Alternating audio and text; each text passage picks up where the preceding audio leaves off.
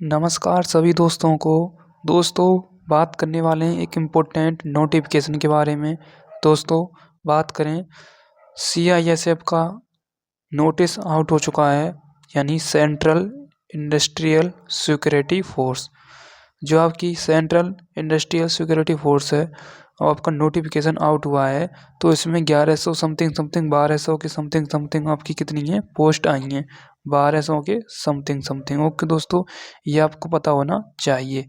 दोस्तों, बात करें जो आपकी वैकेंसी हैं, तो उन वैकेंसियों के बारे में हम एक एक डिटेल पूर्वक तो बात करेंगे। सबसे पहले हम बात कर लेते हैं इम्पोर्टेंट फैक्टों के बारे में। दोस्तों, जो आपकी ये वैकेंसी हैं उनकी हम नाम देख लेते हैं एक बार। दोस्तों, ध्यान से देखते आइए। सीधे लिखा हुआ है requirement of constable driver and constable driver cum pump operator. ठीक है, ये है आपकी सीआईएसएफ में वैकेंसी। ओके, मतलब वैकेंसी डिवाइड की गई होंगी मेरे हिसाब से। दोस्तों, date of submission of apply, online application की डेट फिक्स है। इसमें फिक्स डेट कर दी गई है 3/2/2025 से 4/3/2025, यानी 3 फरवरी से आपके फॉर्म स्टार्ट होंगे। लास्ट डेट है आपकी 4 मार्च तक आपके फॉर्म अप्लाई किए जाएंगे।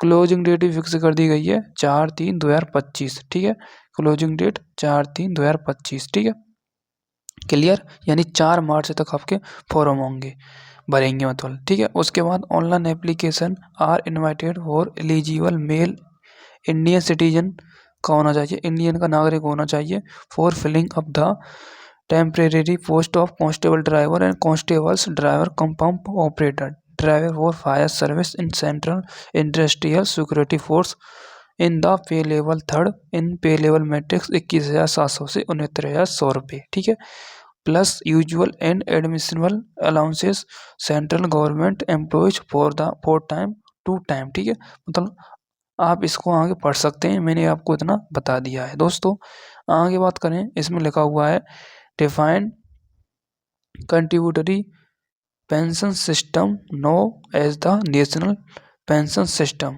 तो एप्लीकेबल है या नहीं है वो आप एक बार देख लेना। इसमें लिखा हुआ central government on after 1 January 2004 in salient features of the requirement as a under. ठीक है, इसके बारे में आपको एक बार पढ़ना है ध्यान से, एक स्थान पर बैठकर दोस्तों, इन पॉइंटों को मैं आपको बता दूं दोस्तों, जो आपके फॉर्म में अप्लाई होंगे वो ऑनलाइन होंगे, इतना मैं आपको बता रहा हूँ। लिखा हुआ है application will be accepted through online mode only. ठीक है, उसके बाद दोस्तों आपका इसमें requirement process consist physical efficiency test, यानी पीईटी होगा आपका। क्या होगा? फिजिकल एफिशिएंसी टेस्ट होगा। उसके बाद पीएसटी होगा, यानी फिजिकल स्टैंडर्ड आपका टेस्ट होगा। उसके बाद documentation, trade test, written examination, medical examination which will be scheduled and conducted. ठीक है, ये आपके शेड्यूल कराए जाएंगे। उसके बाद आपका रिटन एग्जाम होगा आपका ओएमआर बेस होगा। ओएमआर यानी कंप्यूटर बेस्ड टेस्ट होगा आपका, सीबीटी होगा। ठीक है, और रिटन एग्जाम ओएमआर पर बेस होगा। ठीक है, ये आपको बताना चाहिए ओएमआर। उसके बाद जो आपका कंडक्ट कराया जाएगा पेपर, इंग्लिश और हिंदी दोनों बाइलिंगुअल लैंग्वेज में कराया जाएगा।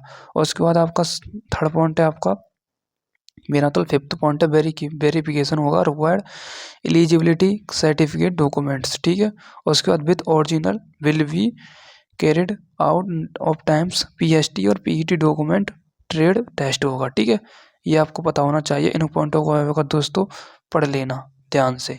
आगे बात करते हैं दोस्तों, यदि आपको जानकारी सही मिल रही है तो दोस्तों इस पर लाइक तो बनता है और सब्सक्राइब बनता है। ठीक है दोस्तों, आगे बात करते हैं दोस्तों, ये आपकी वेबसाइट से सीआईएसएफ की ये रही वेबसाइट, इसी से आपको फॉर्म अप्लाई होगा, ऑनलाइन अप्लाई।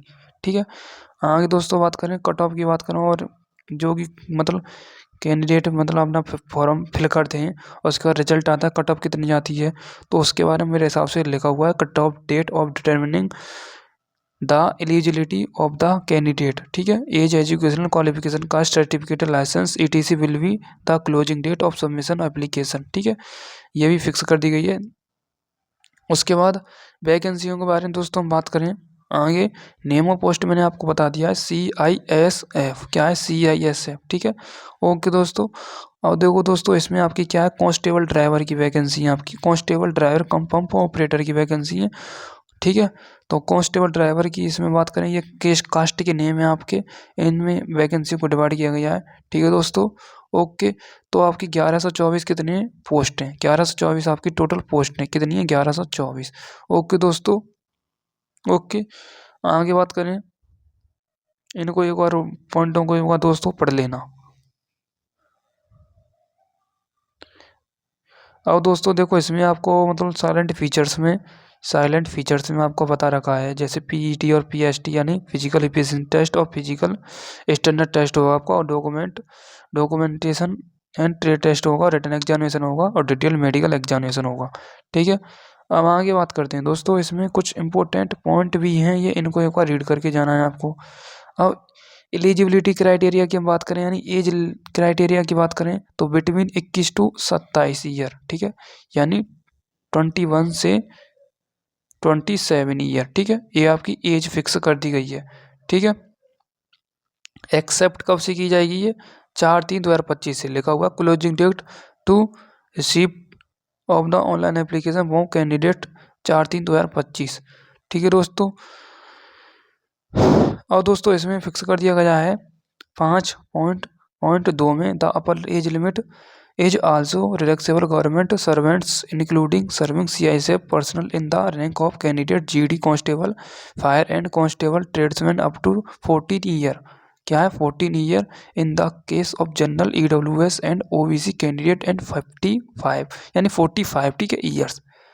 ओके ओके, इसको एक बार आपको पढ़ना है पूरे पॉइंट को। ठीक है, ठीक है। उसके बाद इस पॉइंट को आपको एक बार रीड करना है, पढ़ना है मेरे हिसाब से। ठीक है, आगे बात करते हैं दोस्तों, ये डिस्क्वालिफिकेशन के बारे में लिखा हुआ है, इसको भी एक बार पढ़ लेना है। ये एजुकेशन क्वालिफिकेशन के बारे में पढ़ा हुआ है। एजुकेशन क्वालिफिकेशन के बारे में लिखा हुआ है, the candidate should have passed matriculation of equivalent qualification from a recognised board. ठीक है, 10th पास होनी चाहिए आपकी, किसी भी बोर्ड से होनी चाहिए, गवर्नमेंट या प्राइवेट। ठीक है, ड्राइविंग लाइसेंस होना चाहिए, heavy motor vehicle transport vehicle और लाइट मोटर व्हीकल और मोटर साइकिल विद गियर रहिएगा ये। चलो आगे चलते हैं, कोई दिक्कत नहीं है दोस्तों। Attention in drawn in the flowing close in the motor vehicle act 1988 के बारे में इसमें लिखा हुआ है। ठीक है, ये 18 ईयर मांगी गई, मेरे हिसाब से 18 ईयर से कम को लाइसेंस होना नहीं चाहिए, और 20 ईयर में मतलब इस प्रकार से ट्रांसपोर्ट व्हीकल के लिए और मोटर व्हीकल के लिए एज फिक्स कर दी गई है। ये आपको एक बार देख लेना है। ठीक है, क्योंकि इसमें तो आपका लाइसेंस होना ज़रूरी है।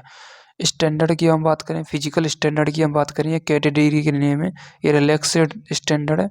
हाइट आपकी कितनी मांगी गई ये भी फिक्स कर दिया गया। चेस्ट आपका एक्सपेक्ट जो आपका मिनिमम होता है और मैक्सिमम होता है आपका, मतलब फलाने से पहले और फलाने के बाद। ठीक है, वो भी फिक्स कर दिया गया है। उसके बाद रिलैक्सेड स्टैंडर्ड, जो भी रिलैक्स मिल रहा है वो स्टैंडर्ड फिक्स कर दिया गया है। इनको आप एक बार देख लेना दोस्तों, ठीक है, अपने हिसाब से। ओके दोस्तों, मैं बताऊंगा तो पूरा इसमें 1 घंटा की वीडियो बनेगी, ये मैं नहीं चाहता। ठीक है, मेडिकल स्टैंडर्ड के बारे में फिक्स बता दिया गया है, ये भी आप एक बार देख लेना। वेट के बारे में फिक्स कर दिया हुआ है मेरे हिसाब से। आई साइट के बारे में फिक्स कर दिया हुआ है आपका। ठीक है, उसके बाद रिफ्लेक्शन कलर विजन, ये भी जो फिक्स है, फिक्स कर दिया गया है जो सब जो। ठीक है, आगे बात करते हैं दोस्तों, ये साइज है और ये एलिजिबिलिटी क्राइटेरिया एक्स कैंडिडेट के बारे में बताया गया है। ये इस प्रकार से आपको पूरा मेडिकल और मतलब पूरा दे रखा है इसमें, आदाम जनाम जो भी है, हाउ टू अप्लाई फॉर्म कैसे करना है वो भी आपको पता होना चाहिए। मैंने लिंक बता दी है दोस्तों, और इसमें तामझाम कुछ भी है नहीं है जो मैं आपको बता सकूं। ये पूरा मतलब चिट्ठा है, आपको जो समझो। आई बार टेस्ट, फिजिकल एफिशिएंसी टेस्ट, जो आपका पीईटी होगा वो इवेंट। देखो दोस्तों, ये मतलब इम्पोर्टेंट है ये दोस्तों। 800 मीटर की रन होगी, वो 3 मिनट 15 सेकंड में होगी। पीईटी इवेंट्स होगा जो आपका फिजिकल एफिशिएंसी टेस्ट होगा पैरामीटर्स में। लॉन्ग जंप आपको 11 फीट ऊंची माननी है, 3 इंच, 11 फीट 3 इंच। और हाई जंप आपको 3 फीट 6 इंच की माननी है। ठीक है, 11 फीट की में आपको 3 चांस मिलेंगे, लॉन्ग जंप है, ये 11 फीट है, इंच नहीं है, चांस मिलेंगे आपको 3। और उसके बाद हाई जंप में 3 फीट 6 इंच की माननी है, आपको 3 चांस मिलेंगे। ठीक है, ये टास्क है आपके लिए। ठीक है, और पीएसटी होगा आपका इस प्रकार से। और डॉक्यूमेंट जो हैं वो फिक्स कर दिए गए हैं, इनको एक बार देख लेना। उसके बाद दोस्तों ये ट्रेड टेस्ट है। टेस्ट के नेम दे रखेंगे driving test of light vehicle के लिए 50 मार्क्स, क्वालिफाई करने के लिए 25 मार्क्स चाहिए। ड्राइविंग टेस्ट हैवी व्हीकल के लिए 50 मार्क्स में से 25 चाहिए। Practical knowledge motor mechanism and ability इनके बारे में मांगा है 30 क्वेश्चन में से 15 क्वेश्चन सही होने चाहिए, तभी क्वालिफाई कर पाएंगे, नहीं तो नहीं कर पाएंगे। रिटन एग्जामिनेशन की बात करें दोस्तों, वो भी देख लो। OMR बेस्ड जो आपका होगा कंप्यूटर बेस्ड टेस्ट होगा, वो भी दोस्तों देख लो। सब्जेक्ट दे रखी है आपकी पार्ट 1 में जनरल अवेयरनेस आएगी, जनरल नॉलेज 20 क्वेश्चन आएंगे आपके 20 मार्क्स के। उसके बाद पार्ट 2 में आपके नॉलेज ऑफ एलिमेंट्री मैथमेटिक्स के क्वेश्चन आएंगे 20 क्वेश्चन 20 नंबर के। उसके बाद एप्टीट्यूड के क्वेश्चन आएंगे आपके 20 क्वेश्चन 20 नंबर के। उसके बाद ऑब्जर्व एंड डिस्गाइस के क्वेश्चन आएंगे, डिस्टिंक्स के क्वेश्चन आएंगे आपके 20 क्वेश्चन 20 अंक के। उसके बाद आपका बेसिक नॉलेज आएगी हिंदी इंग्लिश 20 क्वेश्चन 20 अंक के। टोटल 100 क्वेश्चन 100 अंक के आएंगे, 120 मिनट का आपको टाइम मिलेगा। ओके दोस्तों, ये आपके मल्टीपल चॉइस क्वेश्चन आएंगे। ठीक है दोस्तों, मल्टीपल चॉइस क्वेश्चन आएंगे। इसमें नेगेटिव मार्किंग लिखा हुआ there shall be no negative marking, आपको मौका फुल मिल रहा है, नेगेटिव मार्किंग कोई है नहीं है दोस्तों। ठीक है, ये इसमें दे रखा है minimum marks and qualifying next stage medical examination, ये भी आप देख लेना दोस्तों। ठीक है, ओके दोस्तों। इस पॉइंट में लिखा हुआ the question in the written examination OMR CBT will be 10th standard के, बिल्कुल ईजी है जो समझो। ठीक है, उसमें बात कैंडिडेट को अलाउ नहीं है ये चीज़, इनको एक बार देख लेना। ठीक है दोस्तों, आगे बात करते हैं। और इसमें कुछ बताने के लिए लायक है नहीं है जो मैं बता सकूं। ठीक है, और इसमें कुछ इम्पोर्टेंट है नहीं है दोस्तों, जो मैंने आपको बताया है वही आपके लिए इनफ है दोस्तों। यदि कोई डाउट आपका है तो मुझे आप कमेंट में पूछ सकते हैं। इम्पोर्टेंट जो भी आपका डाउट है मुझे आप कमेंट में पूछ सकते हैं। यदि आपको ये अपडेट पसंद आया हो तो दोस्तों इसके लिए कमेंट करके आप ज़रूर जाना, क्या करके जाना, आप कमेंट करके ज़रूर जाना, ताकि हम और अपडेट लेकर आ सकें आपके लिए। Thank you so much, love you all, जय हिंद जय भारत।